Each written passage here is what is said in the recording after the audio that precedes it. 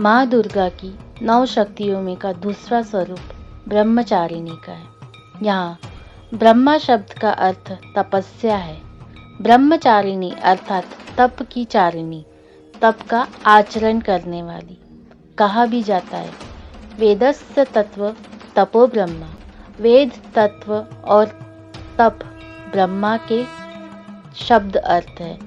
ब्रह्मचारिणी देवी का स्वरूप पूर्ण ज्योतिर्मय एवं अत्यंत भव्य है।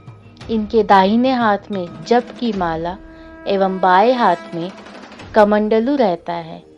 अपने पूर्व जन्म में जब ये हिमालय के घर पुत्री रूप में उत्पन्न हुई थी, तब नारद के उपदेश से इन्होंने भगवान शंकर जी को पति रूप में प्राप्त करने के लिए अत्यंत कठिन तपस्या की थी।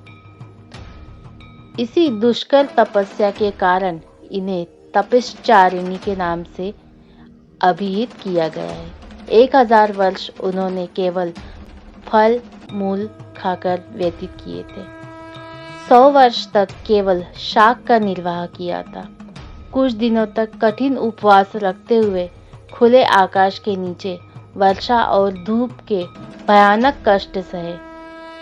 इस कठिन तपश्चर्या के पश्चात 3000 वर्ष तक केवल जमीन पर टूटकर गिरे बेलपत्र को खाकर अहर्निश किया था, भगवान शंकर की आराधना की। इसके बाद उन्होंने सूखे बेलपत्र को भी खाना छोड़ दिया था। कई हजार वर्षों तक वह निर्जल और निराहार तपस्या करती रही। पत्तों को भी खाना छोड़ देने के कारण उनका नाम अपर्णा भी पड़ गया था।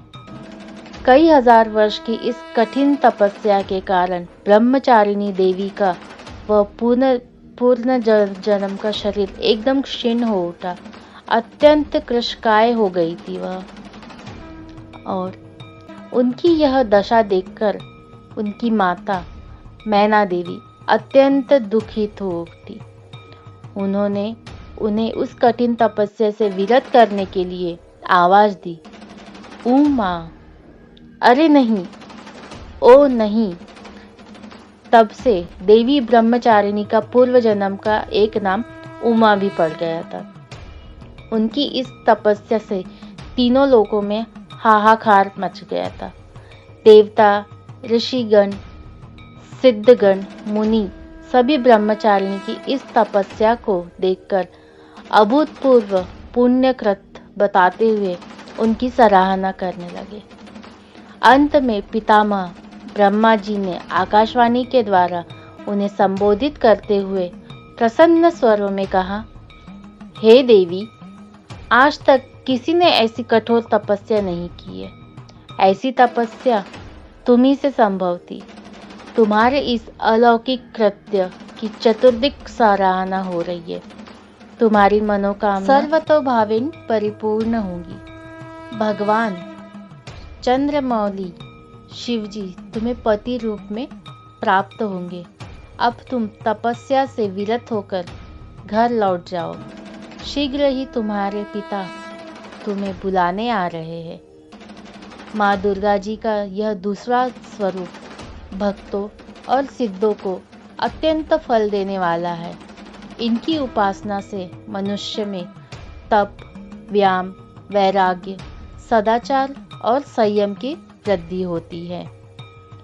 जीवन के कठिन संघर्षों में उसका मन कर्तव्य पथ से विचलित नहीं होता। माँ ब्रह्मचारिणी की कृपा से उसे सर्वत्र सिद्धि और विजय की प्राप्ति होती है। दुर्गा पूजा के दूसरे दिन इन्हीं के स्वरूप की पूजा की जाती है। इस दिन साधक का मन स्वाधिष्ठान चक्र में स्थित होता है। इस चक्र में अवस्थित मन वाला योगी उनकी कृपा और भक्ति प्राप्त करता है।